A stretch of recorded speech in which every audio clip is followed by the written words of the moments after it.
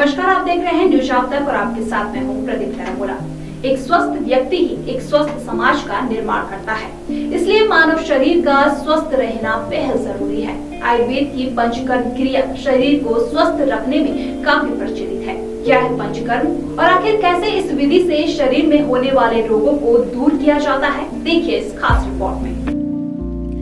आयुर्वेद चिकित्सा की एक प्राचीन भारतीय प्रणाली स्वास्थ्य और कल्याण के लिए एक समग्र दृष्टिकोण प्रदान करती है। इसमें शरीर को डिटॉक्सिफाइड करने की प्रणाली में से एक को पंचकर्म के रूप में जाना जाता है। पंचकर्म में 5 चरण होते हैं, जिनका उद्देश्य शरीर को शुद्ध करना, दोषों को संतुलित करना और समग्र कल्याण को बढ़ावा देना है। पंचकर्म आयुर्वेद की सबसे अच्छी चिकित्सक विधि में से एक है। पंचकर्म को आयुर्वेद की विशेष चिकित्सक भी कहा जाता है। पंचकर्म शरीर, मन और चेतना के लिए एक उपचार कार्यक्रम है जो शुद्ध और पुनर्जीवित करता है। आयुर्वेदिक चिकित्सा परामर्श जो है आज की डेट में हर कोई लेना चाहता है, क्योंकि इसके फायदे ज्यादा हैं, नुकसान कम है। इस वजह से हर कोई आज की डेट में आयुर्वेदिक दवाइयां लेना ज्यादा उचित समझता है। और इस आयुर्वेदा में पंचकर्मा ये भी बहुत महत्वपूर्ण माना जाता है।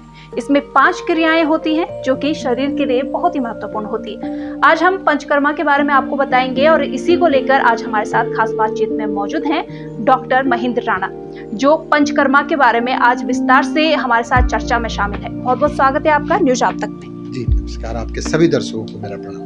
सर, मेरा पहला सवाल तो यही है कि पंचकर्मा क्या है। एक सरल भाषा में किस तरह से दर्शकों को ये बताइए कि पंचकर्मा है क्या। देखिए, आयुर्वेद में चिकित्सा की 2 विधियां हैं। एक समन चिकित्सा है और एक संशोधन चिकित्सा। समन चिकित्सा में हम जड़ी बूटियों, नेचुरल पदार्थों की दवाइयां बना करके रोगी को देते हैं, और संशोधन चिकित्सा में हम बॉडी को प्यूरिफाई करने के लिए कुछ प्रोसेस करते हैं, और उनमें क्योंकि 5 प्रोसेस मुख्य होती हैं, इसलिए इस संशोधन चिकित्सा को हम पंचकर्म कहते हैं। सर, पंचकर्मा जैसे कि नाम से ही लग रहा है कि 5 क्रियाएं होती हैं इसमें, तो कौन कौन सी वो क्रियाएं होती हैं और किस तरह की क्रियाएं रहती हैं? पंचकर्म में हम लोग अलग अलग रोग के हिसाब से किसी व्यक्ति को वस्ती देते हैं। वस्ती भी 2 प्रकार की होती है, अनुवासन और निरोह वस्ती। इसके अलावा जो कफ प्रधान रोग होते हैं उनमें हम लोग वमन क्रिया करवाते हैं। जो पित्त प्रधान रोग होते हैं उनमें हम विरेचन की प्रक्रिया करवाते हैं। इसके अलावा रक्त मोक्षण भी पंचकर्म का एक महत्वपूर्ण पार्ट होता है।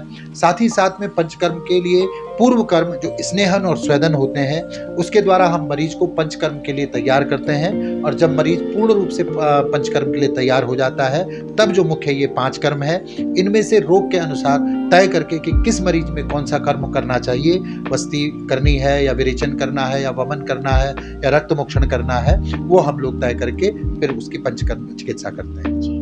सर, बिल्कुल 5 क्रियाएं आपने बताई हैं। आयुर्वेदिक जैसे कि माना जाता है कि असर बाद में होता है, लेकिन फायदे ज्यादा पहुंचाता है। तो मैं जानना चाहूंगी, पंचकर्मा जो ये विधि है, ये 5 क्रियाएं हैं, तो इसमें किस तरह से फायदा पहुंचता है?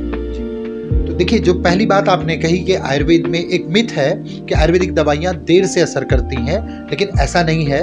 आयुर्वेद में बहुत जल्दी रिजल्ट देने वाली औषधियां भी आती हैं। और इसका एक एग्जाम्पल मैं आपको अपने वैदिक काल में देना चाहूँगा कि जब लक्ष्मण जी कोमा में गए थे और उनको कोमा से वापस लाना था, तो with in 24 our Hanuman ji ने जो संजीवनी बूटी लाई और सुसेन वैद्य ने उसकी केवल स्मेल से, यानी कि जो उसमें जो वोलेटाइल ऑयल थे, उनकी स्मेल से लक्ष्मण जी के कोमा को वापस लाया था।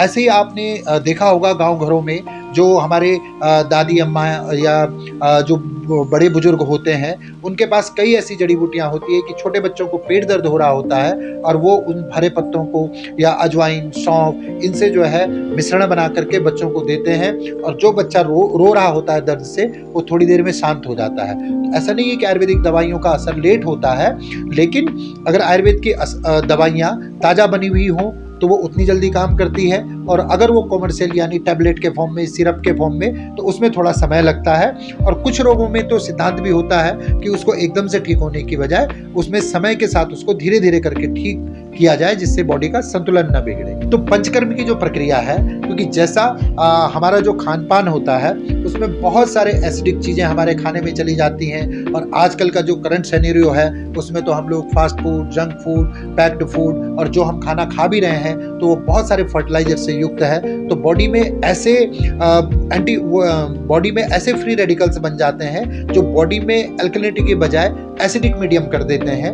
तो उस एसिडिटी को न्यूट्रलाइज करने के लिए, उस पित्त को बैलेंस करने के लिए, बॉडी की टॉक्सिसिटी को बाहर करने के लिए ये पंचकर्म का मेन उद्देश्य होता है कि जिससे बॉडी प्यूरिफाई हो, बॉडी का ब्लड प्यूरिफाई हो, और जब ब्लड प्यूरिफाई होगा तो बॉडी की जो प्रक्रियाएं हैं वो वापस से सामान्य रूप से काम करने लगती हैं। सर, पंचकर्मा के फायदे तो आपने बताए हैं, लेकिन क्या इससे कुछ नुकसान भी है? जी बिल्कुल, ये आपका बहुत अच्छा प्रश्न है, क्योंकि लोगों को लगता है कि पंचकर्म या आयुर्वेदिक दवाइयाँ केवल फायदा करती हैं, लेकिन ऐसा नहीं है। अगर हम व्यक्ति को पंचकर्म की प्रक्रिया उस व्यक्ति को कराएं जिसको उसकी ज़रूरत नहीं है, या फिर वो हार्ट का पेशेंट है, या किडनी फेल्योर का पेशेंट है, या वो हाइपर टेंशन या हाई बीपी का पेशेंट है, तो ऐसे मरीजों में कई बार पंचकर्म फायदा करने की बजाय नुकसान करने लग जाता है या उसके साइड इफेक्ट होने लग जाते हैं। तो पंचकर्म जब हम प्रक्रिया करते हैं तो जो आयुर्वेदिक चिकित्सक होते हैं वो उस रोगी की योग्यता अयोग्यता के अनुसार कि वो इस पंचकर्म प्रक्रिया को सहन कर सकता है नहीं कर सकता है, उसके आधार पर हम पंचकर्म क्रिया करवाते हैं, और अगर ऐसा नहीं होता तो उसके साइड इफेक्ट भी देखने को मिलते हैं। सर, आपने कहा है कि जो कुछ रोगी ऐसे होते हैं जिनको पंचकर्मा की प्रक्रिया में नहीं शामिल होना चाहिए, तो कौन से ऐसे होते हैं, क्या लक्षण उनके होते हैं?